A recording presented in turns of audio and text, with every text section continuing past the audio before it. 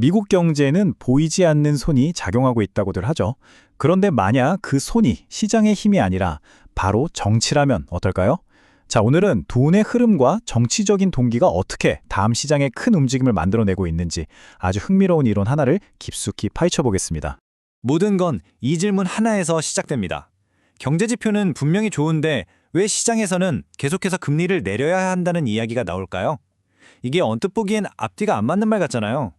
이야기는 서로 아무 상관없어 보이는 몇몇 사건들에서부터 출발하는데요. 소스 자료에 따르면 이게 그냥 우연이 아니라는 겁니다.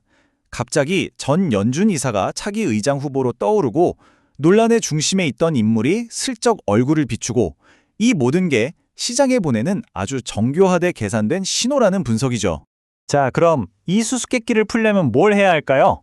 바로 돈의 흐름을 따라가야 합니다. 특히 우리 눈에는 잘 보이지 않는 정부와 민간 부문 사이를 오가는 어마어마한 돈의 움직임을요. 이 퍼즐의 핵심 열쇠는 바로 재무부 일반 계정, 줄여서 TGA라는 건데요. 간단하게 말해서 미국 정부의 주 거래 통장이라고 생각하시면 됩니다. 여기에 세금이 들어오면 잔고가 늘어나고 시중의 돈은 그만큼 줄어들겠죠. 반대로 정부가 돈을 쓰면 잔고는 줄고 그 돈은 고스란히 금융 시스템으로 흘러나가는 겁니다. 그러니까 이 TGA가 바로 시중 유동성을 조절하는 거대한 수도꼭지 역할을 하는 셈이죠. 이게 실제로 어떻게 작동하는지 보여준 대표적인 사례가 바로 최근에 있었던 부채 한도 협상입니다. 기억나시죠? 협상이 꽉 막혔을 때 정부는 돈은 계속 써야 하는데 국채 발행은 못했잖아요. 바로 이때 TGA라는 수도꼭지가 활짝 널리면서 엄청난 돈이 시장으로 쏟아져 들어온 겁니다. 그러다가 협상이 딱 타결되자마자 재무부는 기다렸다는 듯이 국채를 발행해서 TGA를 다시 채웠죠. 수도꼭지를 꽉 잠가버리면서 유동성을 순식간에 빨아들인 거예요. 이 차트를 보시면 그 움직임이 얼마나 드라마틱했는지 한눈에 보입니다.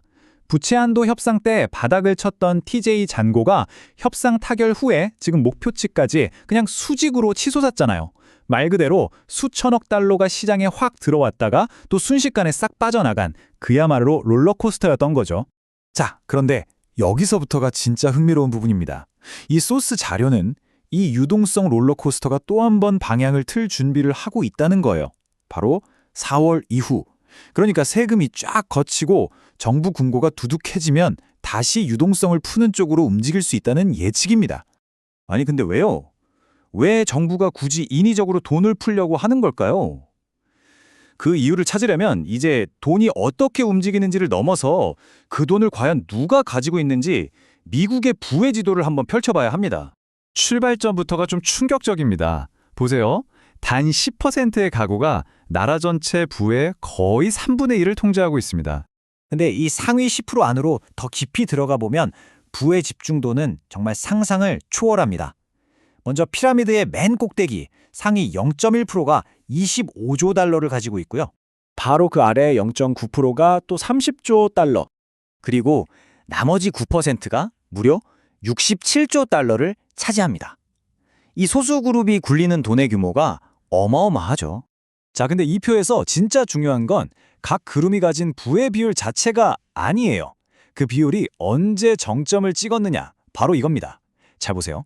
오직 최상의 0.1%만이 계속해서 부를 불리고 있습니다. 나머지 상위 그룹은 2019년에 그리고 하위 90%는 2022년에 정점을 찍고 지금은 내려오고 있다는 거예요. 이게 뭘 의미할까요? 바로 유권자의 99.9%가 지금 내 자산이 줄고 있네 라고 느끼고 있는 상황이라는 겁니다. 바로 이 지점에서 부와 정치가 만나는 겁니다. 왜냐하면 사람들이 자기 자산을 어떤 형태로 가지고 있느냐에 따라 정부 정책이 미치는 영향이 완전히 달라지기 때문이죠. 아주 간단하게 말해서 최상위 부자들은 주식이나 채권 같은 금융자산에, 그리고 대다수의 보통 사람들은 바로 우리가 사는 집, 즉 부동산에 자산이 묶여 있습니다. 이게 바로 하위 90%의 자산이 왜 다른 그룹보다 늦은 2022년에 정점을 찍었는지에 대한 설명이 됩니다. 기억하시죠? 팬데믹 때의 저금리와 정부 지원책. 이게 바로 그들의 핵심 자산인 부동산 가격을 엄청나게 끌어올렸던 거죠. 그리고 바로 이게 이 분석의 핵심입니다. 지금 시장에서 거론되는 저금리나 주택시장 지원 같은 정책들, 이게 그냥 나오는 얘기가 아니라는 거죠. 바로 얼마 전에 대다수 유권자들의 지갑을 가장 두둑하게 만들어줬던 그 정책들을 말하자면 재방송하려는 거라는 분석입니다. 자, 이제 흩어져 있던 퍼즐 조각들이 거의 다 맞춰졌습니다. 이 점들을 쭉 연결해 보면 이 모든 일의 배후에 있는 어떤 그림, 즉 정치적인 동기가 보이기 시작합니다. 결론은 이겁니다. 지금의 금리 인하 이야기는 경제 데이터 때문이 아니라 99.9%에 달하는 유권자들의 자산을 불려주기 위한 아주 강력한 정치적인 계산이 깔려 있다는 거죠. 이 일원이 예측하는 시나리오는 이렇습니다. 먼저 1단계, 99.9%의 유권자들이 자산이 줄어드는 걸 느끼면서 정치적인 압박이 커지고요. 2단계, 주요 인물들이 슬쩍 등장해서 곧 뭔가 바뀔 거야 하는 신호를 시장에 보냅니다. 그리고 3단계, 4월이 지나면 TGA를 통해 시중에 돈을 푸는 거죠. 최종 목표는 뭘까요? 네, 바로 선거를 앞두고 대다수 유권자들의 핵심 자산인 집값을 올려서 살만하다는 느낌을 주는 겁니다. 결국 이 모든 분석은 우리에게 아주 도발적인 질문 하나를 던집니다. 우리가 지금 보고 있는 이 시장의 움직임, 이게 과연 경제 데이터에 대한 반응일까요? 아니면 수백만 유권자들의 지갑 사정에 대한 반응일까요?